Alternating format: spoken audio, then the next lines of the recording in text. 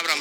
तो दोस्तों आज आप खड़े हाँ टिकरी बॉर्डर पर खड़े हाँ और तमने देख भी लिया होगा भीड़ आपने जो दिखाई दी। किसान जो आंदोलन है वो दिन प्रतिदिन तो आप कह सकते मिनट मिनट में मजबूत होने लग रहा है। चाहे हरियाणा की बात हो, पंजाब की बात हो, यूपी, राजस्थान और आज तो तमिलनाडु और केरल के किसान भी उरे पहुंचने लग रहे हैं। तो किसान आंदोलन, किसान एकता बिल्कुल मजबूत है। और आज इब अपने दौरे रणवीर लोहान जी हैं, जाने माने मतलब फेस है, बताने की भी जरूरत नहीं है, सारे जानते हो। उनसे इस आंदोलन के बारे में हम विचार जानते हैं। नमस्कार सर। नमस्कार जी। सर जी पूरा जो मैटर है, पूरा जो मामला है उसके बारे में क्या कहेंगे?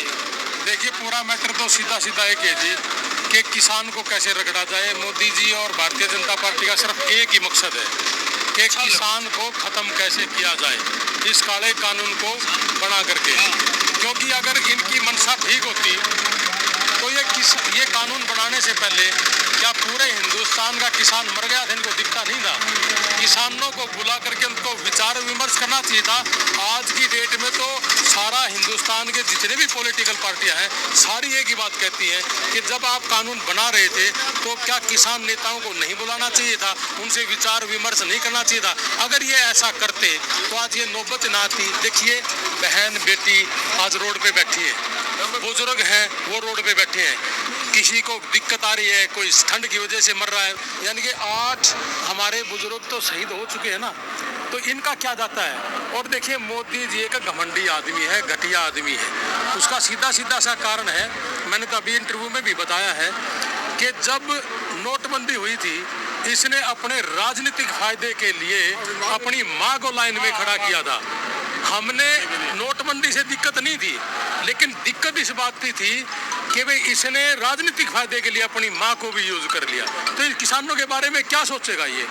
मैं तो ये कहता हूँ कि भगवान इसको सद्बुद्धि दे और ये आदमी हमारे किसान भाइयों के माँ बहन की इन सब की इज्जत करे और इनको अच्छे तरीके से इज्जत के साथ इनको घर जाने। जुमलेबाजी सरकार, जुमलेबाज आदमी है। एक देखिए सर वहाँ पे जो माता बहन बैठी है साथ में और एक गुड़िया साथ में स्टडी भी करने लग रही है, आंदोलन बाकी साथ में स्टडी भी चल रही है। तो पूरा हालात के बारे में सर आपकी देखिए सर, और क्या करे, चाहे घर है चाहे रोड है, किसान का बच्चा तो वाकई में ही रोड पे है।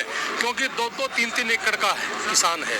अब इनको ये पता ही नहीं कि ये हिंदुस्तान है, ये ऑस्ट्रेलिया और अमेरिका नहीं है, हजार किले। एक छोटा सा 2-2 किले हैं, 2-2 किले। हाँ जी, एक बात थी इसमें, किसान कह रहे हैं कि ये कानून गलत है। हाँ जी, लेकिन सही जानकारी किसी को नहीं है। आखिर में सही तकनीक की आप बात बताइए, देखिए क्या दिक्कत है? देखिए सर, मैं आपको एक सीधी ही भाषा में आपको एक बात बताऊंगा। हमने ना करो कि सरकार कहती है कि कानून हमने बड़ा अच्छा बनाया है और किसान कहता है कि हमारा कानून गलत है। इसके बीच का डिफरेंस मैं आपको समझाना चाहूँगा कि किसान तो दिमाग खराब कर रही है, अपना खुद का भी और किसान का भी। आज से कुछ टाइम पहले जियो का एक सिम आया था, मैं आपको एक उदाहरण देके बताता हूँ। वो जियो का जब सिम आया था तो लोगों ने बड़ी लंबी लंबी लाइन लेके वो जियो का सिम लिया था क्योंकि फ्री मिल रहा था। ठीक उसी तरीके से आज मोदी जी ये कह रहे हैं कि आपकी मंडी भी रहेगी और MSP भी रहेगा। आगे क्या होगा कि जो जमाखोर आदमी है, पूंजीपति आदमी है, वो मंडी के बाहर बैठेगा और मंडी में मान लिया किसी भी फसल का जो भाव है 1975 जैसे गेहूं का है, बाहर कहेंगे जी हम 2000 या 2050 दे देंगे, तो किसान उस 2050 के लालच में बाहर जाएगा क्योंकि 2-2 एकड़ का 1-1 रुपए के लिए हमें तो लालच है। तो कहने का मतलब ये 2-3 साल के बाद मंडियां बंद हो जाएंगी और ये आड़तियां बंद हो जाएगा। फिर किसान को फिर सरकार कहेगी जी मंडी की जरूरत नहीं, आड़ती की जरूरत नहीं, इसको बंद कर देगी। फिर पूंजीपति आदमी उसका बेनिफिट उठा के वे फिर 1925 भी नहीं देगा, वो 1800-1700 अपनी मोनोपोली के हिसाब से करेगा और जब जैसे ही फसल आएगी उसी समय अपने माल को भंडारण किए हुए माल को बाहर फेंक देगा और किसान का सस्ता हो जाएगा। और जब सस्ता होगा तो किसान मारा जाएगा। ये खेत तो केवल मात्र जमाखोर आदमियों का है, एक पूंजीपतियों का। एक क्वेश्चन है सर, 1965 में लाल बहादुर शास्त्री जी ने एक नारा दिया था, जय जवान जय किसान, क्योंकि उस टाइम अनाज की सर आपने पता है दिक्कत हो गई थी, तो किसान काम आया था। आज पूरा आंदोलन में एक वर्ड यूज कर दिया सरकार ने, भाई तो खालिस्तान नहीं है। देखिए सर, इन लोगों को सिर्फ एक ही मतलब है कि जब बिहार का इलेक्शन था तो चीन और हिंदुस्तान का झगड़ा दिखा दिया कि लद्दाख में चीनी सेना घुस गई लेकिन हिंदुस्तान की सेना घुसने नहीं दे रही। जैसे ही बिहार का इलेक्शन खत्म हुआ और 10 तारीख को रिजल्ट आया 11 तारीख को आपने अखबार में देखा होगा कि चीन की सेना वापस चलेगी। ये बकवास नहीं थी, ये जुमलेबाजी नहीं थी। अरे 6 साल हो गए इन्होंने पूरे देश की आंख बांधने का काम कर रहे हैं, किसान और गरीब की आंख बांधने का काम कर रहे हैं। ये छोड़ दो। अरे कितने दिन करोगे ये झूठ तूफान की राजनीति का, कितने दिन करेगा ये आदमी?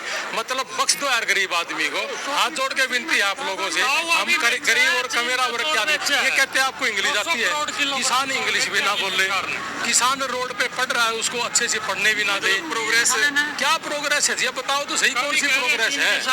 जब इन्होंने धारा 370 तोड़ी थी, हमने पूरे देश ने उसका स्वागत किया था, लेकिन ये तो कोरा ही गलत काम कर रहे हैं जी, किसान के साथ धक्का कर रहे हैं। अरे 2-2 एकड़ का किसानी ने चाय बेची थी, इसको पता नहीं है तकलीफ क्या होती है। आज ये भूल गया वो सारी चीजें। तो सर क्या कहना चाहोगे लास्ट में? क्या मेरी तो लास्ट में एक ही बात है कि 5 दिसंबर को, कल 5 दिसंबर को तीसरी दौर की बैठक है, और इनको जो किसान की एक मांग, किसान तो एक ही बात कह रहा है ना जी कि आप कह रहे हो कि एमएसपी खत्म नहीं होगा, किसान कह रहा है कि आप इसकी गारंटी दे दो। तो मेरी तो मोदी जी हाथ जोड़ के विनती है किसान भाइयों की तरफ से और हमारी सब युवाओं की तरफ से कि वो जो एमएसपी उसकी गारंटी दे दो और कानून बना दो कि इससे नीचे लेने वाले की जेल होगी। हम तो अपने घर जाने के लिए तैयार बैठे हैं, हमें कौन सा यहाँ ठंड में मरने का शौक है? हमारे बुजुर्ग बेचारी बहन बेटियां पढ़ेंगी, अपने लिखेंगी। एक कह रहे हैं कि हम तो है ना जो भी पढ़ेगा उसको मेरिट बेस पे नौकरी देंगे। 2-2 एकड़ का किसान है जी, और एमएसपी पे कोई लेगा नहीं। पूरे साल का खर्चा 2 एकड़ से चलता है, तो अच्छे स्कूल में बच्चा पढ़ लेगा हमारा? नहीं पढ़ सकता अच्छे स्कूल में। अच्छे स्कूल खोल दो और पूंजीपतियों से लेके 100 किले दे दो, बात खत्म, फिर कर लेना जो करना चाहते हो आप। तो आप सभी देख सकते हैं हमारे साथ हैं रणवीर लोहान जी हैं, और उन्होंने क्लियर किसानों की सुर में सुर मिलाते हुए ये बात कही है कि भी जो 3 जो कानून बनाए हैं, अध्यादेश जो बनाए हैं, वो वापस लेने हैं, और जो एमएसपी की जो गारंटी है, हाँ जी, वो एमएसपी की जो गारंटी है जी, वो कानून बनाया जाए कि भाई इससे नीचे अगर कोई लेगा उसको 5 साल की जेल होगी। और एक बात और मैं आपके चैनल के माध्यम से कहना चाहूँगा हरियाणा भर के नौजवान भाइयों से कि भाई यहाँ बॉर्डर पे हर आदमी अपना योगदान दे। आज मैं भी उस कड़ी में एक योगदान दे के गया हूँ कि 21,000 रुपये की हम यहाँ पे दवाई पहुँचाएंगे दलजीत सिंचाई के माध्यम से, और 1 लाख पानी की बोतलें यहाँ पहुँचाएंगे, और 11,000 रुपये मैंने यहाँ दिए। तो भाई मैं कोई बढ़ाई करने के लिए नहीं बता रहा, मैं तो इसलिए कह रहा हूँ कि जो भाई घर बैठे हैं वो आए, पानी लेके आए, कोई दवाई लेके आए, सहयोग करे इस आंदोलन की। और अब तो 2-3 दिन से पूरे हरियाणा के नौजवान भाई आ भी रहे हैं, और जो भाई सुन रहा है वो आए और यहाँ सेवा दे, और पंजाब के भाइयों से सीखे कि भाई उन्होंने गुरुद्वारों में जब कहीं भी किसी भी देश में जाए, इनके गुरुद्वारे हमेशा वो रहते हैं कि खाओ, कोई दिक्कत नहीं। यहाँ भी लंगर लगा हुआ है, तो भाई इनसे सीख कर आओ और लंगर में सेवा दे और साथ में लंगर लेके आए। तो आपके चैनल के माध्यम से मैं आपका बड़ा धन्यवाद करता हूँ कि आप किसान की आवाज़ उठा रहे हो। न्यूज़ 24 का आपका बहुत बहुत धन्यवाद जी। और कोई चीज़ मेरे से पूछना चाहो मैं बेधड़क होकर आपका जवाब दूंगा। धन्यवाद सर।